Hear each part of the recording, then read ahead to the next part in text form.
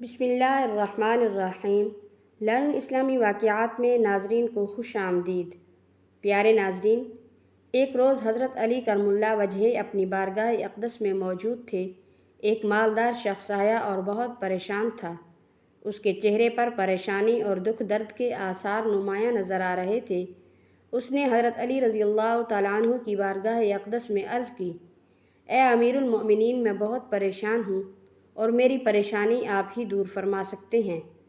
حضرت علی رضی اللہ تعالیٰ عنہ نے فرمایا، کیا مسئلہ ہے، کیا بات ہے جو تمہیں مجھ تک لے آئی؟ اس مالدار شخص نے عرض کی، امیر المؤمنین، میں اپنی بیٹی کا رشتہ کرنا چاہتا ہوں، پھر ڈر جاتا ہوں کہ میری بیٹی کہیں دکھ تکلیف اور پریشانیوں میں مبتلا نہ ہو جائے۔ میری بیوی اور میں باہم اصلاح کر کے آپ کے پاس آپ کی خدمت اقدس میں حاضر ہوا ہوں۔ مجھے کوئی ایسا گھرانہ بتائیے جس سے میری بیٹی کا گھر آباد رہے اور ہمیشہ ہمیشہ کے لیے خوش رہے، اور ہم اپنی پیاری بیٹی کا گھر ہنستا بستا دیکھ کر خوش رہیں۔ اس مالدار کی ہر بات میں وزن تھا، دم تھا۔ اسی لیے حضرت علی رضی اللہ تعالیٰ عنہ نے فرمایا کہ اپنی بیٹی کا رشتہ کرتے وقت صرف 3 چیزوں کا خیال رکھنا چاہیے۔ آپ کی بیٹی کا گھر ہمیشہ آباد رہے گا، اس کو اپنا گھر جنت محسوس ہوگا۔ آپ رضی اللہ تعالیٰ عنہ نے فرمایا کہ باپ کے گھر میں بیٹی تو ملکہ ہوتی ہے، اور باپ اسی لیے تو فکر مند ہوتا ہے کہ بیٹیاں باپ کے گھر میں جوان ہو جاتی ہیں، باپ کو اپنے گھر کی 4 دیواریں چھوٹی لگنے لگ جاتی ہیں، تاکہ اس کی بیٹی کو گرم ہوا کبھی بھی چھو کر نہ گزرے۔ اس لیے اے مالدار شخص، نہ ہی تمہاری بیٹی کو تمہاری دولت خوش کر سکتی ہے اور نہ ہی اونچے مقام والے گھر خوش کر سکتے ہیں۔ اس لیے جب بھی اپنی پیاری لاڈلی بیٹی کا رشتہ کرنے لگو تو صرف 3 چیزوں کا خیال کر لینا، آپ کی بیٹی کا گھر آباد ہو جائے گا اور وہ بہت خوش رہے گی۔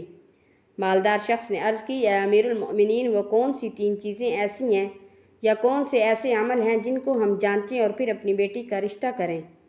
حضرت علی رضی اللہ تعالیٰ عنہ نے فرمایا، اے شخص، یاد کر لینا، اپنی بیٹی کا رشتہ اس جگہ اس گھر میں کبھی نہ کرنا۔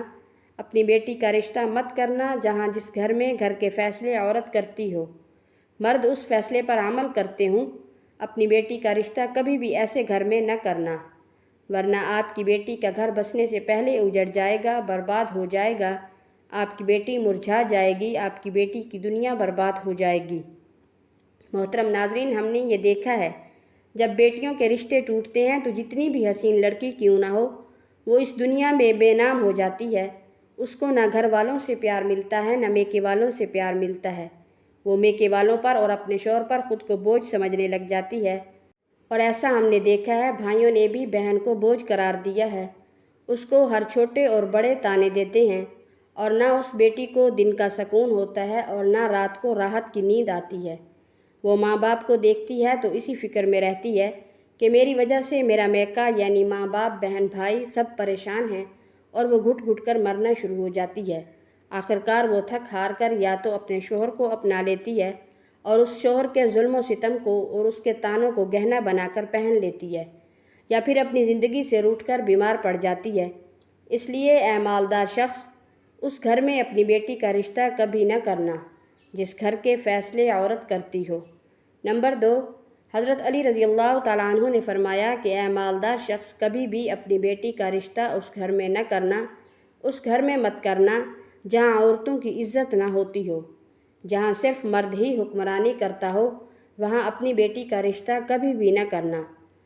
پیارے ناظرین، ہم نے اپنے ارد گرد یہ کہیں نہ کہیں ضرور دیکھا اور سنا ہے، ایسے گھر بھی ہیں جو عورت کو اپنی جوتی کی نوک پہ رکھتے ہیں، حالانکہ ہمارے پیارے حضرت محمد صلی اللہ علیہ وآلہ وسلم نے حکم فرمایا، جیسا تم کھاؤ اپنی بیوی کو ویسا ہی کھلاؤ، جیسا تم پہنو اپنی بیوی کو ویسا ہی پہناؤ۔